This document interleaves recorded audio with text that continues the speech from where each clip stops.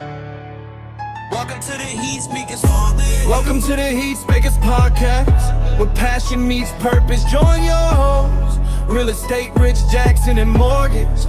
Welcome to the Heat Speakers Podcast, where passion meets purpose. Join your hosts, real estate Rich Jackson and mortgage. Miss Unlikely Ambassador. Yes, sir. Hello. How you doing? I'm doing very well. And yourself? I'm blessed. Fresh from Fresno. No.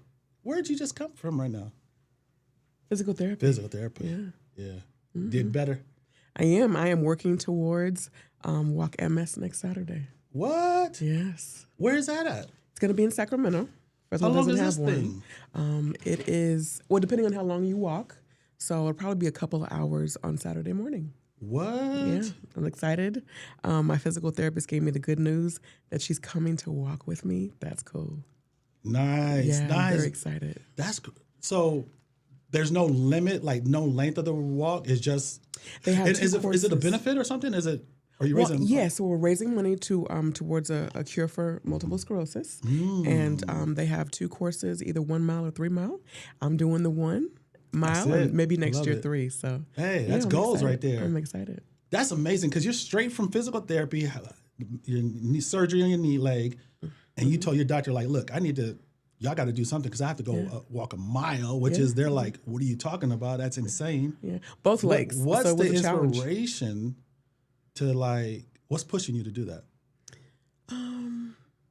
I would say for me, I have a history of multiple sclerosis. No so this way, I didn't know particular, that. yeah, most people don't. It's not necessarily something. Some people you can tell there's something if they're in a wheelchair or they have a walker, cane, or whatever. But there's some people you will never know because you don't know how hard they've been working to overcome whatever it might have been. So for me, the society has been such a blessing to my family over the years, providing like workshops and free resources and stuff like that. And I have participated in the walk for several years, whether I was like a captain or, and there was actually multiple times I couldn't walk. So I would volunteer in other ways, like I would be on their board or whatever else that I could do, like a volunteer at the volunteer table the day of or anything like that, just to be involved and be a part of it. But this year, I am able to walk it. I've got a team. We're raising money. And now my physical therapist is going to be there. So I am just very excited. Are they going to be cheering you on too, huh? She's going to be walking with you. me. What? Oh, that's... Yeah. Man, so I assume you were born with it? No, not at all. I didn't know you can actually develop multiple sclerosis. Yes. Tell me about that. For me, honestly, I've been involved, very active all my life. So it's not something that I ever knew about. It wasn't until I was working, kind of a stressful, high stress job. And one day I walked into work and my coworker looked at me and she said, Liz, you just don't look right. She said, you really need to get checked out. And at that point I was experiencing dizziness, something called drop foot. Like out of the blue, where like I would be walking and my foot, I just couldn't get one of them up. And I was like, what is this? Yeah. Still trying to go as hard as I usually would go. But something was off. Like the dizziness was getting worse. I was feeling like the tingling. And I was even feeling like I was slurring. My balance was off. But it wasn't anything that I remember experiencing before. Yeah. And so my coworker, because she saw me every day, I took her advice. And during lunchtime, I went to the hospital. They thought I was experiencing paralysis because of how the numbness was moving up my legs and stuff. Were you getting real nervous and scared? No, I was actually more concerned about what it was. Right. And so they admitted me immediately. I never went back to that job. Like that's how serious it was. That's how quickly it happened. And it took me a while to recover from it. I had to go to UCSF. They finally, at that time it was the MS clinic, I think it still is, because they didn't have anything in the Valley that would do it. And that's where they diagnosed me. Over the years, I just feel really blessed. A lot of people get worse, but I've been getting better. Wow. Yeah. So You're a rare case. I am a rare case. Even when I would go to the workshops, when there was a society in Fresno, I had a group we call ourselves the Orange Sisters because orange is the MS color. And so the group of us, I was the only one of color who was in the group. I couldn't find anybody of color who had that experience that was talking about it. Right. But I was interested in learning about it, not for the sake of dealing with it, but overcoming it. Gotcha. And so I wanted to learn more about it so I could understand not only how to pray about it, but what I would need to do to get past it. Yeah. And so I learned I worked myself back up to being able to work again, from a like an on-call job where I could sit up in a chair that didn't require a lot from me to getting off of a walker. I was in a wheelchair for just a little bit. Had to learn how to talk again because it hit my nerves in my face. No way. I wasn't able to smile. What? I wasn't able to, I stuttered all the time. My hands actually turned up. It was interesting. And each time that I had a flare up, it would hit a different part of my body. Right. So when I share people about MS, I tell people, I said, those who've had it or had a history of it, which I like to say is, they're some of the most resilient people you'll ever meet, even if you can't tell anything's wrong, because the work that they do every day to overcome whatever's going on that day is amazing. And for a certain period of time, I would say a couple years, every day I would wake up and be something new. Is it painful? It depends on where it's hitting you. For me, mine was in my spine. Ooh. And so it would make walking and just doing things very, very hard. When I had the lesions that I would have in the brainstem or in the frontal lobe, those made it hard to do things like thinking, talking, speaking. You have headaches and different stuff that would come with that. And so for me, I tell people in life, I don't have a problem with starting over because I started over with MS every single day for a long period of time. So I honestly think the Lord allowed me to experience that.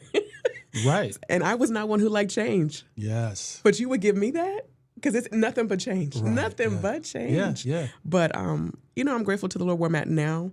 And I think it also has to do with how you change your mind. Because I remember sitting in the groups with my Orange Sisters, and we all had stuff going on. And majority of our conversations would be about the doctors and would be about the medications and all that.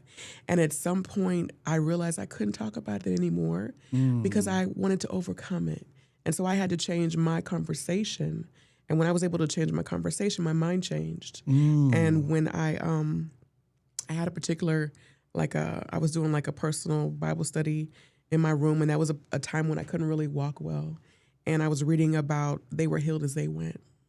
And I asked the Lord, I said, Lord, I know you can do that in the Bible.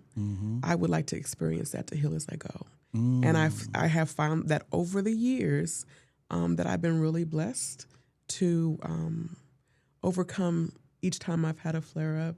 Right. And people, when they look at me, they would never know what it has taken for me to get to this point. And I'm not only proud of it, but I'm excited. And I know it's the Lord, though. 100%.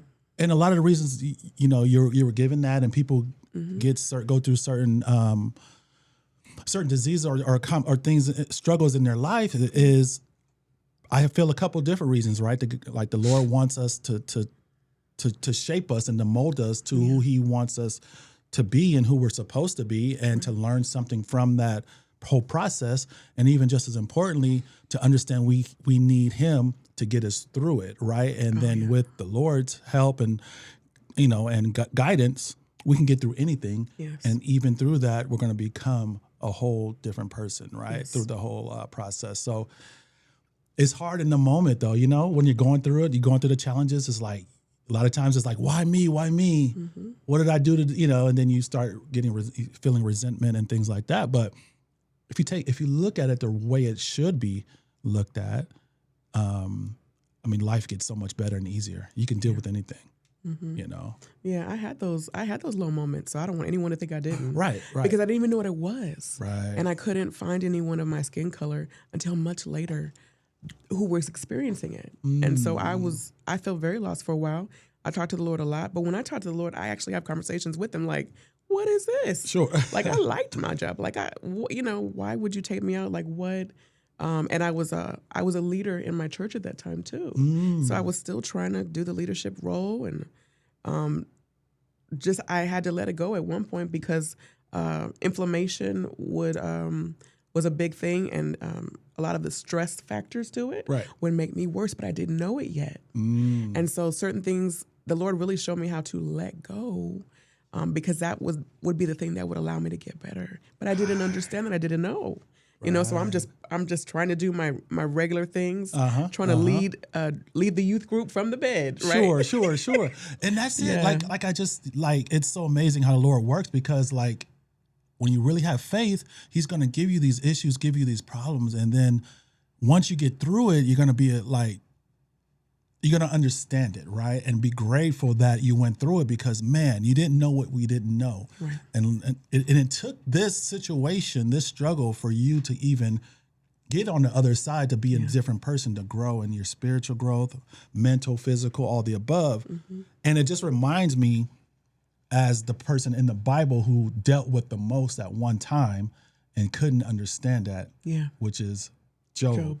Yeah. So I don't think nobody got it ever worse in history. I don't think so. Than Job did, and all in one day, right? Yeah, man. So, and again, going through it, he didn't realize it, understand it, but after he went through everything, he was even more prosperous, more joyful than he had ever been prior to having everything, right? Even though he lost it all, he had to go through it to develop and grow, and allow God to work on his heart, and so he can understand the meaning of life and what his purpose is, and how he should be basically looking at life and living with the Lord, you know, guiding him. Yeah, and I would say too, one of the reasons that I want to continue to be involved with the National MS Society is not only because they gave back, but my pastor at the time, at the onset of it, just learning about it, he said something like very powerful to me, and I won't forget it. He said, it was Pastor Tobias Brookins, and he said,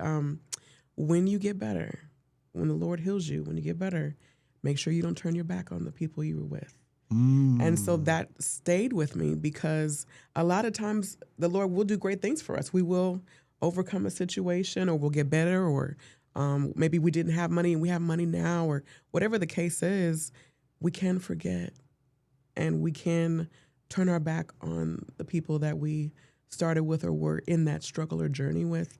And I think for me, participating in the walk and raising money for the walk, and even part of the whole creation of the Unlikely Ambassador platform is to give back in some way, is to highlight those struggles, but as well as the stories where people overcame what it was. So it's all connected. Yeah. And let's talk about that. I was going to jump into that. Let's talk about who you are, what your brand is. Okay. We know your name is Elizabeth Leffal, but on Instagram and what your brand is, the Unlikely Ambassador. I love that title. Yes. Tell people, what is that? What is it? Okay. What's the meaning behind it? Purpose? I think people will be surprised how it came about. I know I was. So it started because health coach Rochelle T. Parks, I was taking one of her programs, and she's well known by a lot of people. And one of the product line that she uses, has been using for years, is Shackley. And Shackley is a health and beauty brand. Okay. And so I learned about it and was really interested in it, because one of the very important things is things that add to you and that work at the cellular level. And I was and we talked about the different ingredients and the purity of all that, whatever. So it was something I started using. And I was a member for probably a year or so. And then the opportunity was introduced to me to be a brand ambassador. And I immediately said no, because of my limited belief, personal limited belief. Right. I was like, I don't look like anything like people who would be, promoting health and beauty and wellness, anything. Sure. I just didn't see myself like that.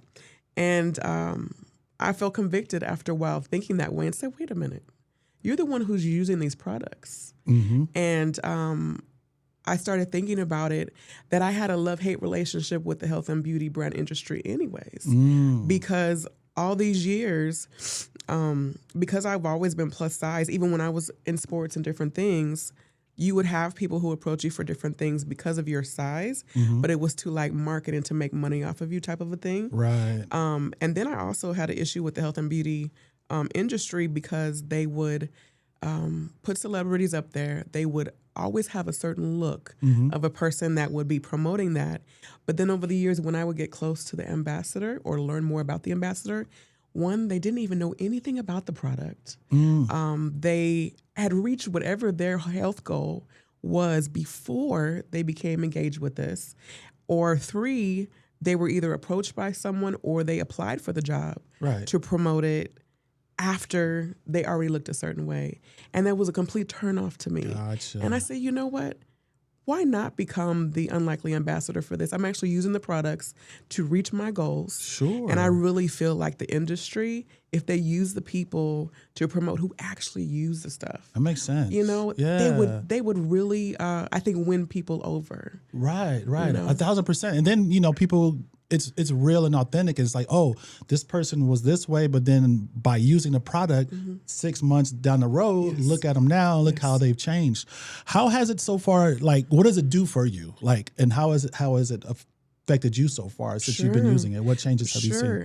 One of the first things that we were asked to try was the multivitamin to find something that worked for us. This is Vitally. This is the one I'm currently using, and they actually have it in the gummy. But the reason I wanted to bring the multivitamin is that because of the type of food that we're eating currently, we're never going to get all of our vitamins and nutrients just because the way stuff is formed now. It's not the same. Oh, man, we don't know what we put in our bodies right now. Exactly.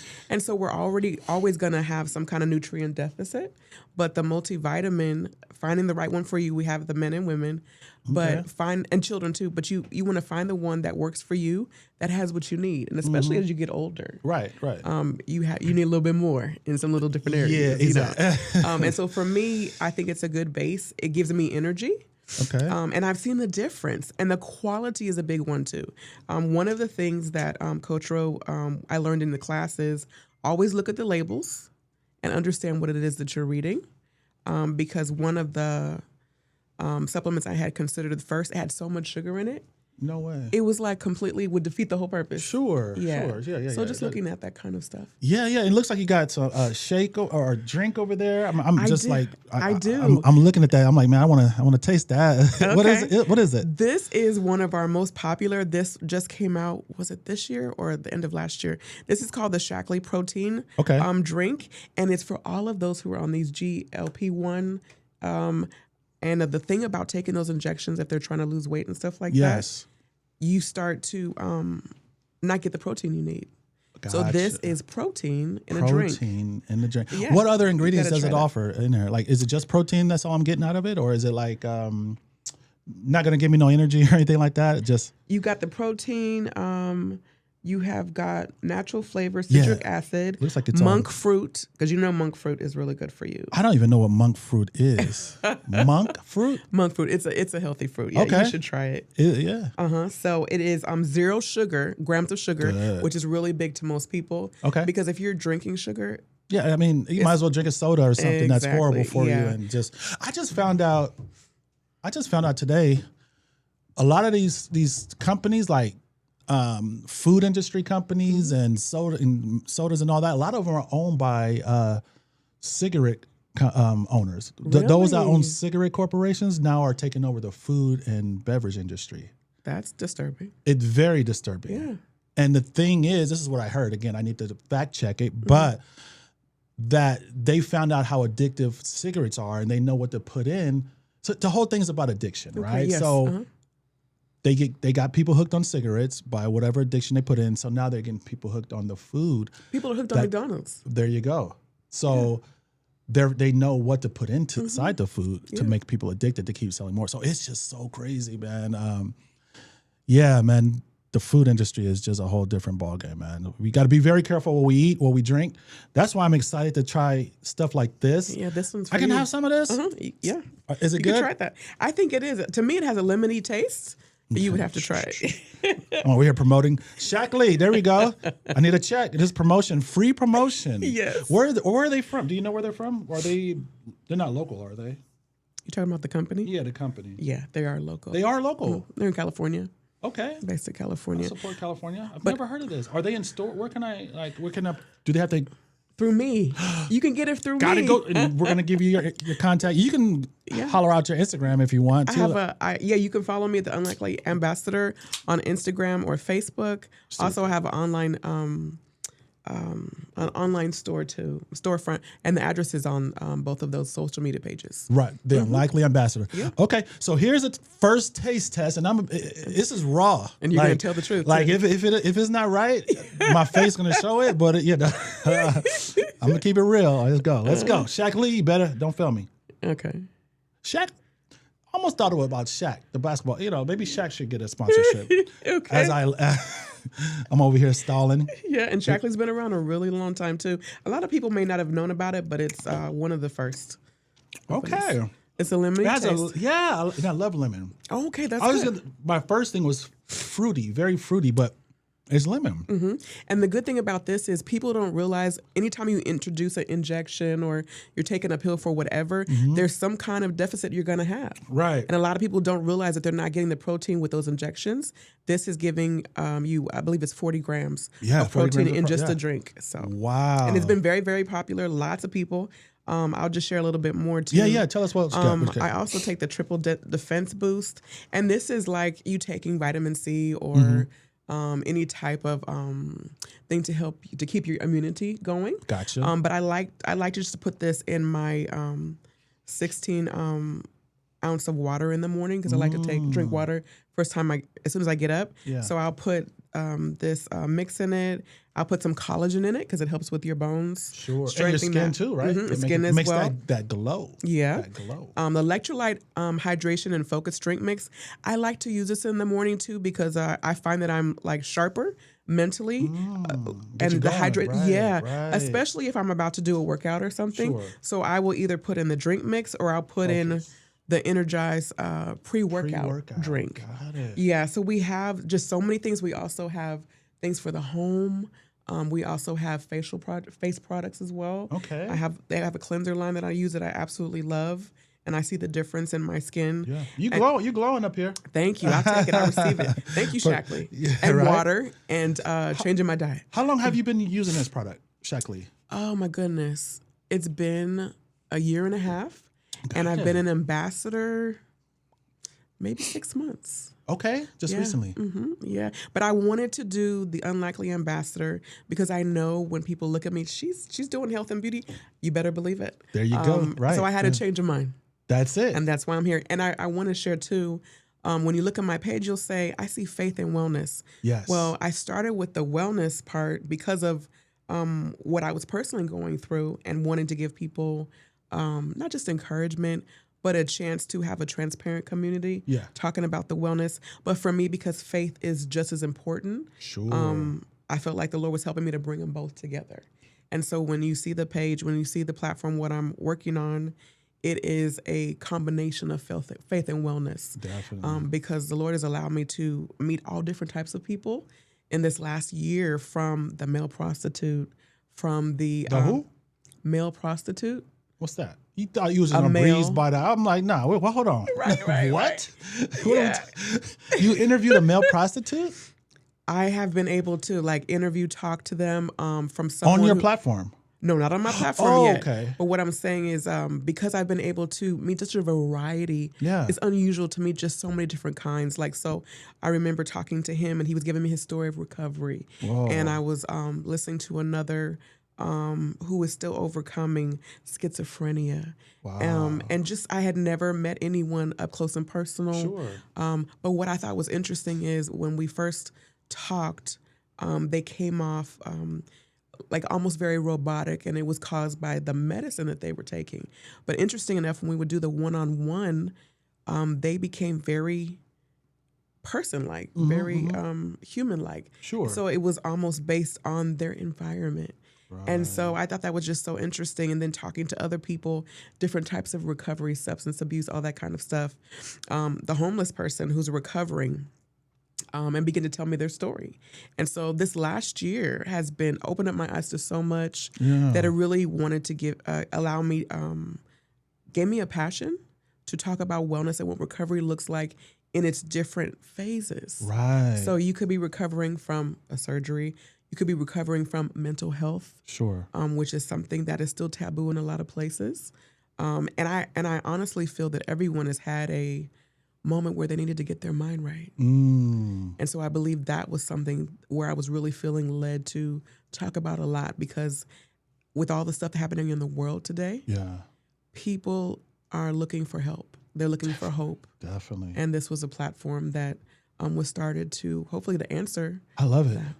I love it. So it would have been amazing to get those on camera or actual interviews in person. Like, you know, like people could use that inspiration and just learn so much from that, and just to kind of open people's eyes to what's out there and how many people really need help. Yes.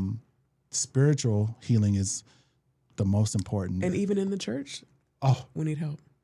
We go get. I was go get there later, but since we're already talking about that, so you grew up in the church. I did, born and raised. Born and raised Yes. in the church. So that means Sunday through Sunday, something's going on. Yes, all the time. Church shoes, church dress, Everything. all that. Everything. And because, Choir. Yeah. Oh my goodness. Choir. I was usher board president before I was 10. Man. Okay. Yeah. It wasn't one. I knew I used to always go. Like my mom would take me to a Baptist church, and for some reason it was always crowded and hot. I remember that it was really hot, small, and a lot of shouting. But even worse, there was a. Unfortunately, what turned listen.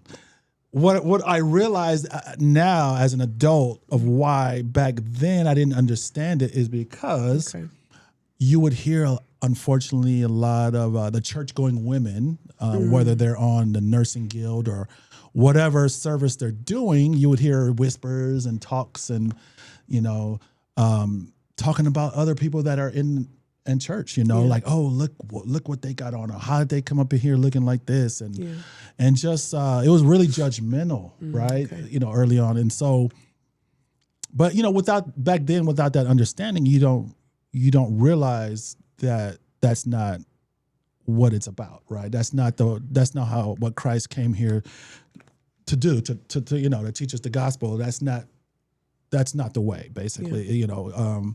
And obviously now I look back, those people were, because there's a lot of people that go to church all day, every day for 20 years, Sunday through Sunday, and they are the same person they are, you know, when they first went, right? There was no growth, you know, they're cussing and doing everything wrong still. They're not really living the life.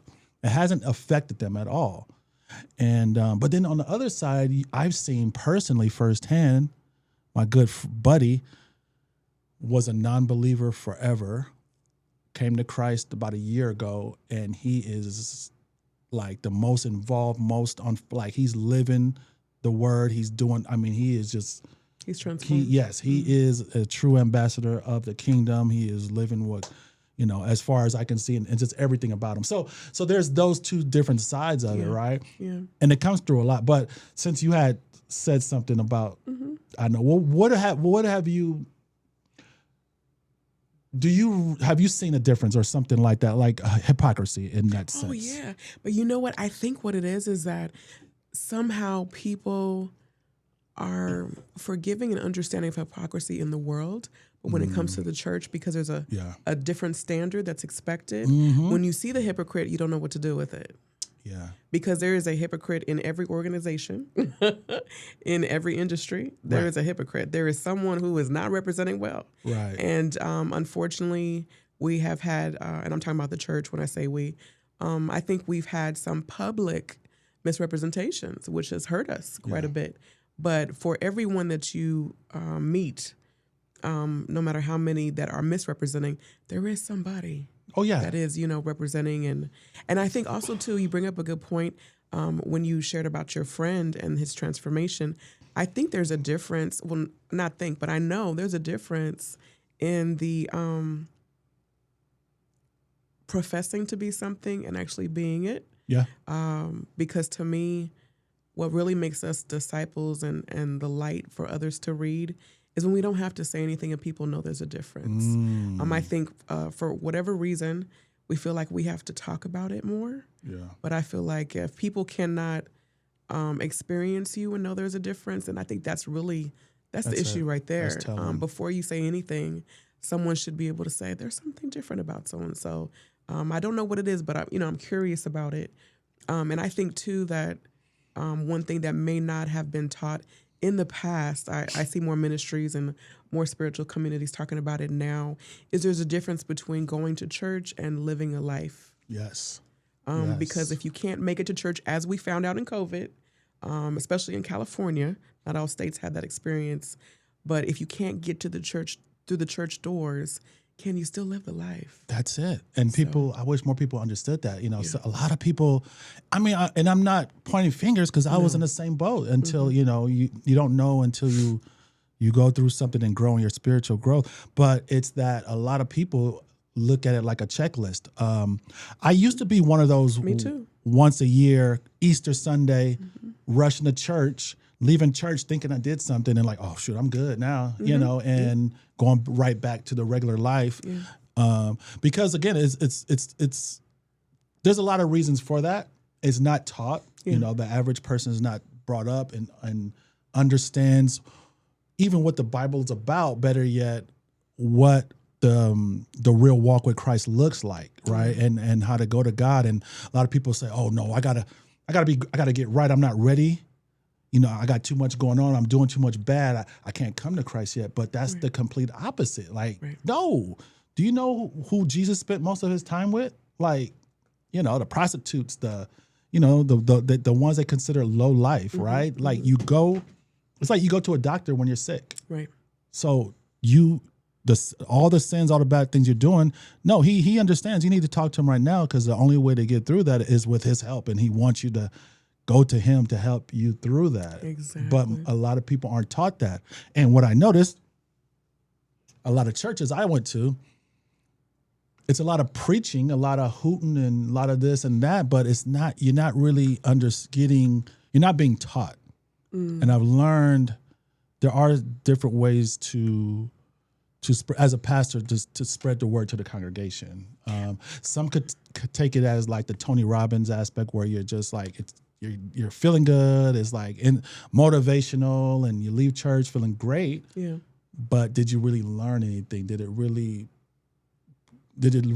draw you closer to God or Christ to understand what the walk is and what it's about? Or, then there's those that really teach you the word, what it means, breaks it down so you can really get the concept of each story and the meanings and the deep, and understanding and reveal the layers, because there's so many layers to the stories and scripture. It's just so much wisdom, so much everything that I feel is like left out a lot of times. Yeah, to continue to your perspective on that, I think that if you think about it, Sunday morning will always be well attended more than Bible study, always, or even life groups. And I think that as a whole, when people think of church, they think about Sunday.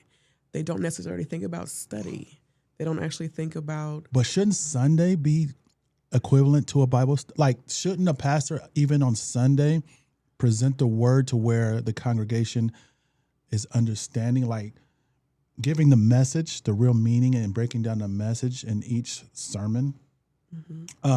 So that way they are walking away with not just feeling good, but like, oh, I never knew why this happened in the Bible, or this story I never knew the true meaning of that story. I never, it's like, I think it should always be some education, because we need that, because most people don't read the Bible. Right. I do think it should be that, but I do think also too, most leaders in the church are aware of the appetite of the parishioners, the people who are coming on Sunday. They don't want to come to study. They don't want to come to go in depth. They're there for a little bit, and then they have the other things that they planned on a Sunday. But when you find those who are really serious about their walk, those are the ones that are showing up for Bible study because they want to know more. So I think that's also a gauge for us personally in our walk. Do I want to know, or I'm just okay with what I've been doing?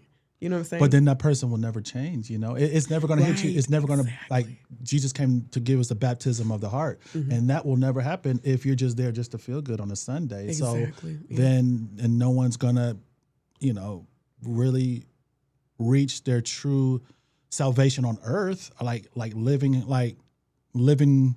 a great joyful life on earth while we're here and representatives of the kingdom, you're not going to get all the benefits that can be offered because you're not walking the obedient route because you don't know. Yeah. And we're not knowing. But I think that's where we come in because personally, I feel like we put so much pressure on Sunday morning, and we put a lot of pressure on the leaders too, to do everything that person needs in an hour.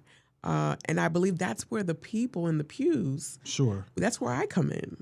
That's where discipleship comes in. Right. That's where say for instance, that first time visitor or the person who comes, but they only come on a holiday.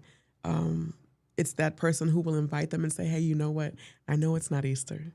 I know it's not Christmas.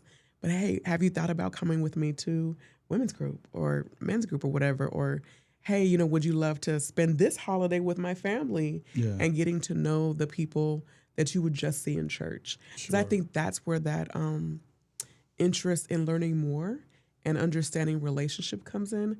Because if all you see is what happens on a Sunday morning, you don't see people throughout the week. Like you don't see them overcoming the hard things and how their relationship helped them to overcome. And I think that's also why a lot of believers, a lot of people who call themselves a Christian can go to church, but the first time something hits them, they completely fall apart because there is no resilience there. There is no digging in deep. There is no relationship with God.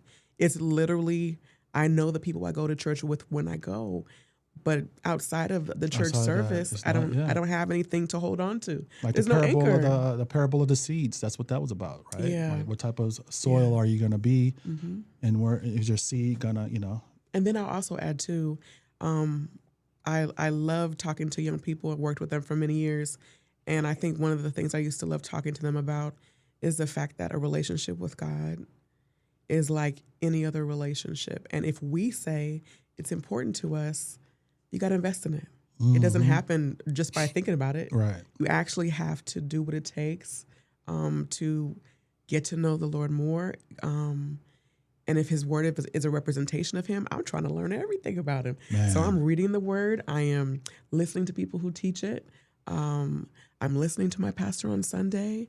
I am associating myself with people who are where I'm trying to get in faith, in faith, that type of thing. Yeah. And so you actually have to put work into it. Yep. And if you don't put the work into it, what is it that you're expecting? Right. Yeah, we get in our way to the fact to where, like you said, we just expect it. And I was trying to think of the word I was looking for, but I can't think of it. Assume, I don't know. Assume, but it's like,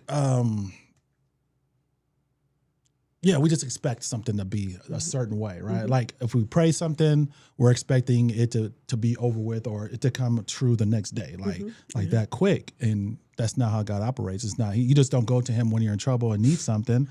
He wants relationships, and that's the story. That's life, though. Life is business. Anything is relationships, man. That's why we're here, to help each other out, to build relationships. Like everyone has certain gifts that another person doesn't have, and we're supposed to work together to be one unit, and so much more can be done. And I think also too, we have to get over trying to compare God to personal experience, because it doesn't work. Like for instance, my dad was amazing. He's been gone for many years. He was amazing. Amazing. Oh, I don't. You were on that. I don't want to confuse. I don't want to confuse nobody. He's not amazing, but amazing. Amazing. Well, my dad was amazing, but Zing, Zing. Gotcha. But no, he was amazing. I was blessed to have him in my life for many years before he died and stuff. But for me, understanding the love of a father naturally is very easy. So I don't have a problem with transferring and understanding when I hear about the love of our Heavenly Father. Right. Some people will struggle with the love thing because they didn't have a good relationship with their family, that's right? Real. Or just they've had relationships, they just didn't feel loved. Sure. So there are certain concepts we talk about in the church and in our relationship with God that people need help to really understand that how God loves us, and that He wants us to come as we are. Especially if you grew up in a community or family where you had to perform everything. Right. So you feel like you have to do this for God, and He's like, I didn't ask you for that. So it's really that's why the Bible talks about be transformed by the renewing of your mind. You know Romans 12:2. Yes, sir. Come on now. So but I mean, I think that's what holds us up in our relationship with God is trying to liken God to the stuff that we've seen or experienced. And and everyone's different, a different place. Yeah. No, 1,000%. The people understood the Bible, the word, like get the King James Bible. I'm not there yet. Right. So I'm just being real because I read NIV, what you do? Yeah, NLT, NIV guys, like that's the easiest translation. So you can, because the biggest challenge for most people and myself was I just didn't understand what it was. Right, because it's the old language, thy, thou, this. We're just like I don't get it, and I'm still, even though I've gone through the Bible a couple times, the NLT, NIV.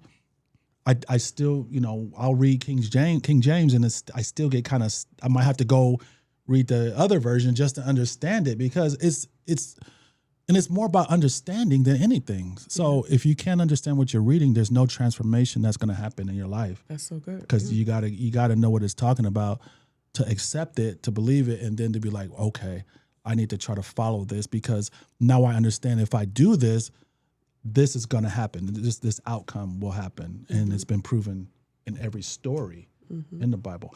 Speaking of which, who do you relate to the most? You feel that was in the Bible, in Scripture, in the Word, like out of all the stories, all 66 books. Wow, that is so good. Probably never thought about it. I have thought about it, and I've noticed that it's changed. And it doesn't have to be a female, right? Yeah, but I found it's changed over the years. Okay. I would say my go-to has always been Elizabeth in the Bible. See, Elizabeth. Yeah. And your name's Elizabeth. Yeah. Makes sense. Yeah. For most people, probably don't know who Elizabeth was. So you want to kind of... Mary's cousin, Mary, the mother of Jesus. Elizabeth was the one who would have John the Baptist. John the Baptist. Who was a forerunner of And John Jesus. the Baptist was... This is for people who kind of like not really don't get it. The way the line, how it worked, what John the Baptist and he is known as the mouthpiece that in the wilderness that would tell other people Jesus is coming. There you go. He was some people called him like a wild guy. Didn't have the best look to him, but he had the voice, he had the passion, and he was in them streets, to break it down in our term. Yeah, he was in the the streets way. putting the word out like, hey, yeah, he was paving coming. the way. Yeah, back in the day, they would call what do you call them, the messengers. Sometimes when you think back in the day, you had somebody who was on horse going from place to place telling people he wasn't on a horse, but he was telling everybody who would listen about Jesus coming. Right. And Elizabeth was the mom, and so Mary came to Elizabeth while she was pregnant. And they had some time together, and they just had like an awesome account. When I see Elizabeth, I see her as someone who was able to, what would you call it? She was able to not house, but encounter different people, specifically Mary, the mother of Jesus of all people. She was able to be in her presence and was able to support her in the way that she needed. Right. Both of them were carrying men who would deliver the word. Right. And to me, that's really big for women, especially in the church, to realize that we birth things, to understand our place, our purpose in birth things. And it's not just naturally, but spiritually. Right. And how our prayer and how our words can really shape things and make things come to pass. And I just think it's just a beautiful story of two women that were able to support each other, going through similar instances, and Elizabeth being able to serve Mary, who I believe was younger, but who would be the mother of Jesus. Right. I think that's just such an honor, and I do believe relate to her because my name means oath to God. Oath to God. Oath to God. Yeah, it's a couple of different ones, but that was the one. It was oath covenant Sure. to God. So yeah. That's awesome. I love that. Yeah. I love it. Yeah, I see it. I see it.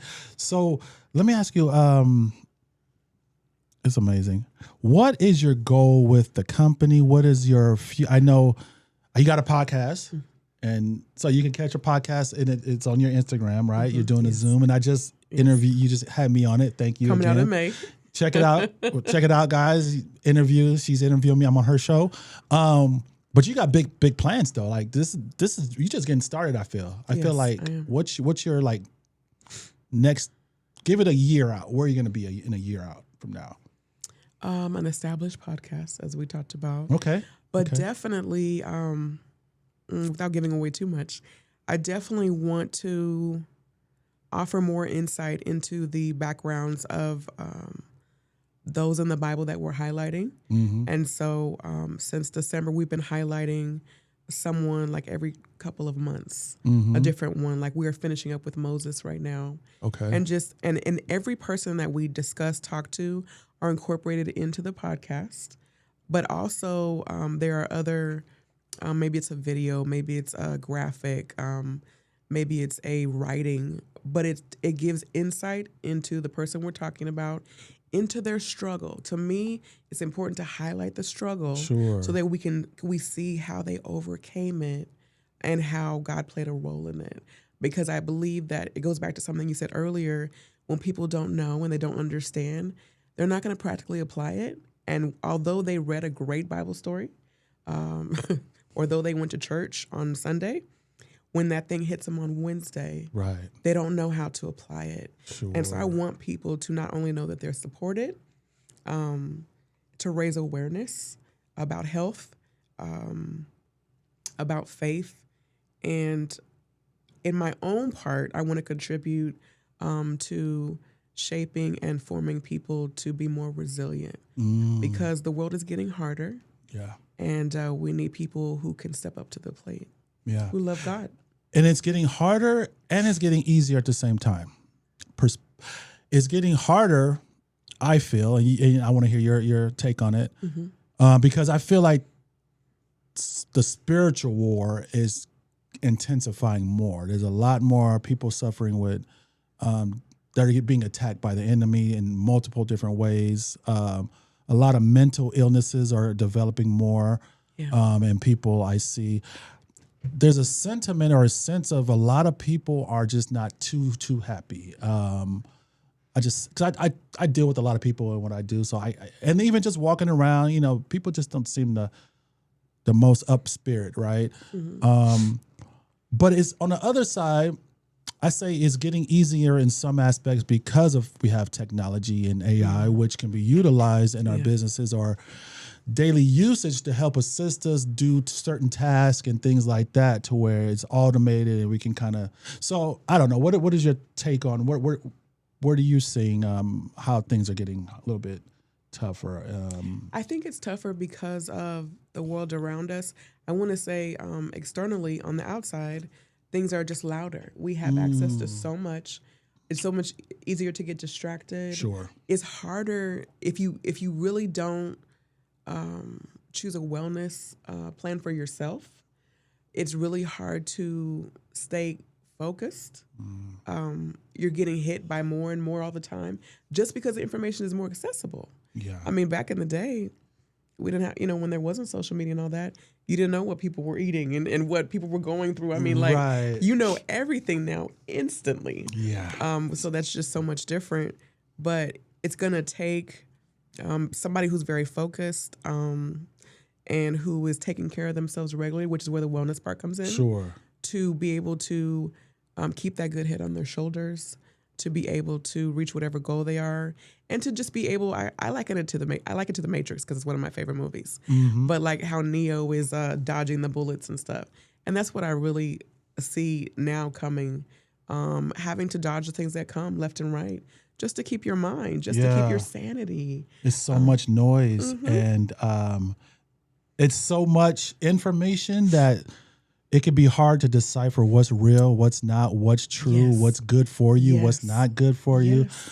Even worse right now is the algorithm. Yes. Is that whatever you're looking at, you're going to just see more of that. Of that. So if you're looking at something from a negative perspective, whether what's going on with the world, you watch one video, the rest of your feed's going to be that. And so now it's breaking down your mental. Now you're thinking like, oh, it's over with, the world's crumbling, when no, that was just because you. So I think it's a huge responsibility of the algorithm, these companies, these platforms, because we're gonna keep seeing more depression, more things happening because of what people are watching the most, not realizing, oh no, just look at a good video, a positive, uplifting video. So now maybe the next 5 to 10 videos are positive, right? And now you have a balance. Yes. But and then I think too, for those going back to faith, for those who have never experienced the Lord as a mind regulator, I want to talk about that too. That's where that mental health part comes in. That comes where the wellness comes in, and that relationship with God part, me pushing that. Yes. Because until you get to the relationship part, God is just like somebody else. right, But when you the closer you get and you have a relationship, you realize like, oh my gosh, my time with the Lord, my study, that helps to regulate my mind. for real. And then I begin to understand that His Spirit is guiding me when I don't know what to do or I don't understand. But it's because of the relationship. That's it. That's when you start experiencing those That's things. why it's so important, guys, to have that, because what's going to happen, everything I was just talking about, like the wars and everything going on in the world, you have that relationship. You're going to have the wisdom and the peace to understand, like, oh yeah, I'm not worried about none of this. For one, it's all predicted. It's in Scripture. It tells us what's going to happen and what signs to look out for. Right. So that just means we're here, but we're good. I'm good. Like He's going to protect me. I have nothing to worry about. Like you don't get that sense of peace and kind of relaxation and ease without really knowing what's in the Word and having that relationship. Right. And which He gives you the more obedient you are with God and the stronger the relationship, He's just going to give you more wisdom, more understanding, and you're going to see life so much clearer. Like you're going to see right through a lot of situations. I see God using that person for this. I get what's going on, right? Like from the president on down, right? Yeah. So let's end on that. Okay. What you think about Trump's picture? The picture that was? Did you see that they drew a picture? Someone drew a picture of him. I guess supposedly Red Cross, but it looked like he was playing Jesus, and helping someone else, and he had angels in the back. I saw it, yeah. But then his excuse was he thought he was just a what was it? One of those workers, those like a doctor, FEMA or whatever. That's what in his mind he's just I was just I thought it was a picture of me being a doctor helping somebody. I don't know if you have thoughts on that. What takes? That's just very interesting, though. I think satire is something we do with every leader. I think we always take a liberty to draw something about somebody. I think that his following, I think, did see him as Jesus. I've seen other things like that out there, and I do think that people who are very passionate of whoever it is that they've put their trust in do see them in godlike ways many times, whether it's true or not. Yeah. People do feel that way. And even if he was a doctor, neither one are true. Right. So to me, it's just satire. To me, it was just a cartoon type of drawing because he's not a doctor and he's not God. So, right. I just... And they can play with him if they want to play with God if they want to. Shoot, I'm not doing it. That's... It's never going to end well, But I could see him bringing a smile to his face, seeing the picture. Yeah, I mean, he's full of, he thinks, so he thinks so much highly of himself, but you're never God. And just, we just don't want people never to idolize anything but God. No. And if you read the Bible, you'll see how many times the Israelites or just even greats in the Bible end up going a different route, idolizing other gods, false gods, and what happened with them. Yeah, because even our passion for politics, no matter what side you land on, it can become an idol. I'm so glad you brought that up. And as a believer, we have to realize that too. Yeah, you can idolize so much, so easy, and not even realize it. Husbands idolizing their wives, wives idolizing their husband, yes, idolizing the kid, idolizing that. And sometimes God will like, okay, keep doing it. All right, well, we're going to have to separate you right now. Right. Because I need you to lock in what I got for you. And in the moment it feels horrible because it's like, oh, why do you take me from her or him? Like, but you got to understand there's a reason. There's a reason behind it. Right. And let him do what he do. Right. So that way you can become a certain person. And maybe if it's meant, you'll get back, or however that relationship will come back. But yeah, it's so much. I think that's the beauty of the unlikely ambassador. Understand your difference, know you're different, but know that you've been called by the Lord, and know that you're not by yourself. There's a community, and what makes the unlikely ambassador different than the regular? They now understand their purpose, and they're fueled by faith. I love it. Fueled by faith. We're going to end right there. That's a beautiful way to end it. Thank you so much, Elizabeth Leffal. Ooh, breaking this equipment, the unlikely ambassador, guys. Go check her out. I'm looking at the wrong camera. Instagram, all that. Catch my interview on her podcast next month in May. And we're going to see a lot more of you. We got to come by, come hang out anytime you want to. I feel like we're just getting started. Like we was getting into something right now, but that'll be the next one. Okay. I appreciate you. Thanks. He Speakers out. Thank you, Lamar. We shout out to Lamar in the building. Behind the scenes, didn't want to say nothing. Didn't have no questions for us. Appreciate it. Thank you so much.